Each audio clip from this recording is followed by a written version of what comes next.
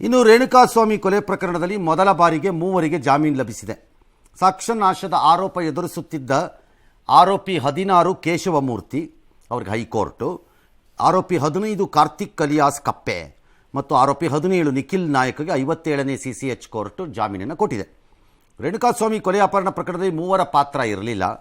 ಬದಲಾಗಿ 10 ಲಕ್ಷ ಸಿಕ್ಕತ್ತೆ ಅನ್ನೋ ಆಸೆಗೋ ಅನಿವಾರ್ಯತೆಗೋ ನಾವೇ ಕೊಲೆ ಮಾಡಿದ್ದೀವಿ ಅಂತ 3 ಜನ ಹೋಗಿ ಸರೆಂಡರ್ ಆಗಿದ್ದರು. ಈ ಮೂವರ ವಿರುದ್ಧ ಪ್ರಕರಣ ದಾಖಲಾಗಿದೆ. ಹಂಗನ್ಬಿಟ್ಟು ಪ್ರಕರಣ ಏನಾಗಲ್ಲ, ಸಾಕ್ಷ್ಯ ನಾಶನೋ ಅಥವಾ ಇನ್ನೊಂದ್ರದ್ದೋ ಪ್ರಕರಣ ಅವ್ರ ಮೇಲೆ ಉಳ್ಕೊಳ್ಳುತ್ತೆ. ಜಾಮೀನು ಸಿಕ್ಕಿದೆ ಅವ್ರಿಗೆ. ಈ ಮಧ್ಯೆ ಎಲ್ಲ ನಾಳೆ ರಿಲೀಸ್ ಆಗ್ಬೋದು. ಅವರೆಲ್ಲ ತುಮಕೂರಲ್ಲಿದ್ದಾರೆ ಆ 3 ಜನ.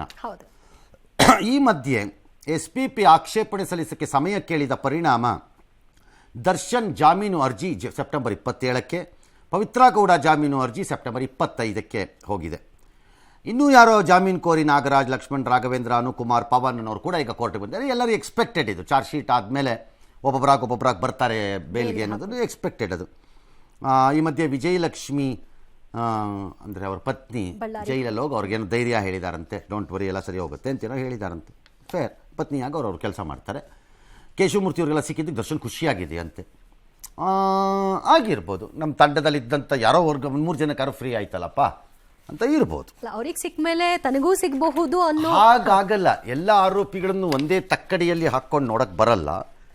ಬಟ್ ಅದನ್ನು ಹೇಗೆ ನೋಡಬೇಕು, ಬಿಡಬೇಕು, ಅವ್ರನ್ನ ತಕ್ಕಡಿಯಲ್ಲಿ ಯಾವ ರೀತಿ ತೂಕ ಹಾಕಬೇಕು ಕಾನೂನಿನ ದೃಷ್ಟಿಕೋನದಲ್ಲಿ ಅನ್ನೋದು ನ್ಯಾಯಾಲಯ ಹೇಳುತ್ತೆ.